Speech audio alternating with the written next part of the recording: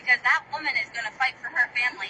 You already got 365 million fucking chances. We already know that. Especially if we have kids, we know that. And it might be a double standard because I have kids. I just feel like it's different dating a man with kids because why are you single together? I know there had to be something pretty big for her to be like, all right, yeah, get the fuck out. And it comes down to things too, like I've been in relationships where you're like, okay, leave, I'm leaving, I'm leaving, I'm leaving, and all they do is they just strategize all the ways to make it normal so you stay. So like, she already went through all that time of like staying even after she was checked out. So what did you do? If you are a single mom, then what did you do wrong? That's my first question. The craziest thing about this whole post is this whole idea that I know women made it work. I know women did everything they could. Last time I checked, 28% of women quit therapy when they're held accountable, or they quit therapy when the therapist doesn't side with them and takes their husband's side. But y'all never want to talk about that. And y'all never want to talk about how you berate your husbands, how you come online and talk shit about your husbands for external validation. Y'all don't want to talk about how you emasculated him for years and belittled him for little things, how you only decided to focus on the one thing he did wrong instead of the 1,000 things that he's doing right. Then you mentioned in this video that you were checked out of a relationship, or women check out of a relationship, and you think that that's socially acceptable to just check out of your relationship rather than sitting down your partner and saying that you have problems with X, Y, and Z. Maybe he didn't hear you in the passive aggressive behavior. Maybe he didn't hear you in the eye rolling or the yelling or the nagging, or that was the first thing out of your mouth when he walked in after a long day. When was the last time that you had a meetup, a sit down with your partner or your significant other and went over like just basic necessities of what you both need in a relationship without turning it back on him? When a man talks to you about the finances within the family because you want to go to Target and Starbucks all the time, you think it's controlling, even though he's trying to save the family from financial ruin. When he brings up his feelings, you want to turn it around and bring up something that happened 3 weeks ago to deflect it back onto yourself without ever addressing or trying to understand a man's experience. And let's not forget the amount of times he tried to be open with you and vulnerable with you and share his feelings with you, and all you did was emasculate him or make him feel small to a point where he stopped talking to you. But is that reflective of women trying to make it work? Because you hear this time and time again all over social media. I see it in my comments every single day.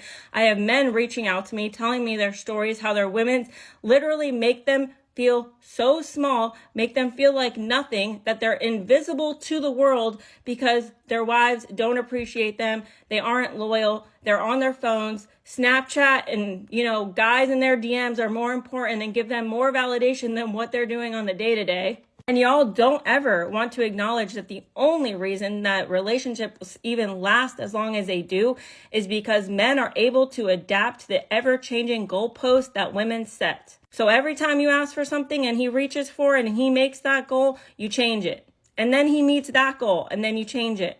And then he meets the next goal and you change it, and so on and so on. And the only reason that the relationship even lasts as long as it does is because he shows that he adapts to your needs and your wants while you stay the same and blame him for all of the problems within the relationship. Because you're not the one changing. You're not the one going to therapy. You're not the one trying to make it work. You're not the one trying to do dates and bring back romance. Your idea of romance is getting him a pair of socks on Christmas and saying happy birthday through text message. Men are consistently filling a woman's cup in the relationship while she's literally breadcrumbing him the entire time, just giving him just enough of affection to make him think that it's something. You don't think there's men out here that haven't been touched or held or loved or even thanked in years, months, all the time, and they're still in the relationship? Is that not symbolic or representative of men that are trying to make it work? And let's not forget the men that are still in relationships because they don't want to lose time with their family, with their children. They know the minute that they get divorced, guess what? Their parenting goes down to 30% because the ex-wife is going to be bitter regardless, because she can't understand how a man could be happy without her, because her covert narcissism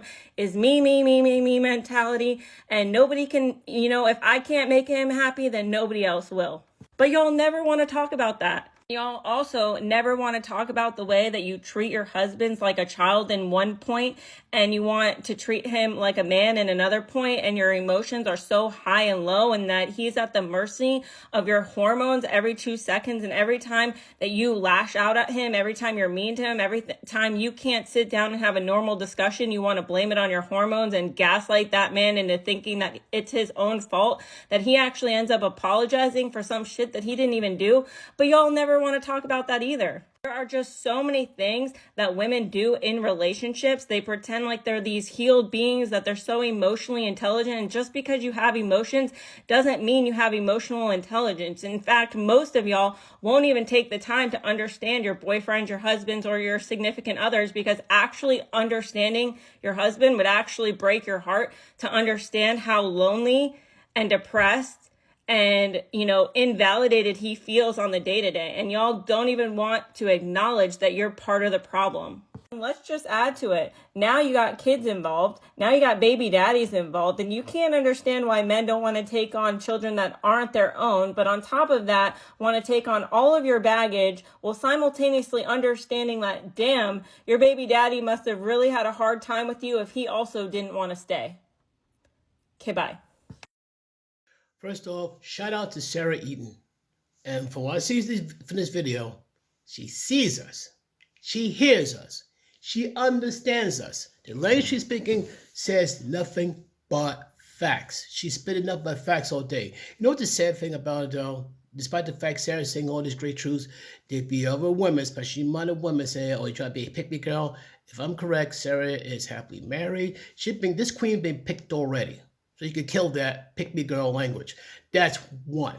Two, I said before, and I'm going to keep saying it again, it's better to be known to be a pick-me girl, too. It's better to be a pick-me girl than a leftover lady.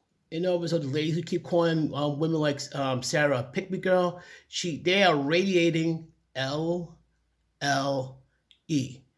Leftover lady energy. LLE. Leftover lady energy. Interesting. But bottom line, though, is that coming back, like say, to the single dads, divorced dads, of all people, they suffer horribly.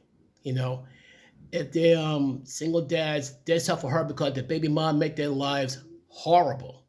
They make sure either A, they don't see their kids, or they're gonna throw every roadblock imaginable, because what Sara says true.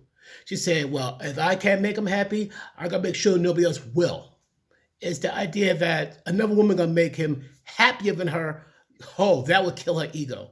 And divorced dads, do I really gotta go there? I mean, a lot of men suffer mentally, and a lot of men lie to themselves because they want to provide a good life for the kids. They want that connection with the kids, and the baby mamas will definitely either A, make it impossible, or B, make sure they never see their kids, and they poison the kids against the fathers, making the kids think the fathers hate them, want nothing to do with them, and meanwhile the father is downright dying from inside because they can't get near their kids. But other than that, everybody else listening, I say, what your thoughts on it? I think Sara got spot on. I say I got vital link, show her some love. And I think, that she's got spot on. But what your thoughts on it, folks? Let me know in the comments down below. Peace.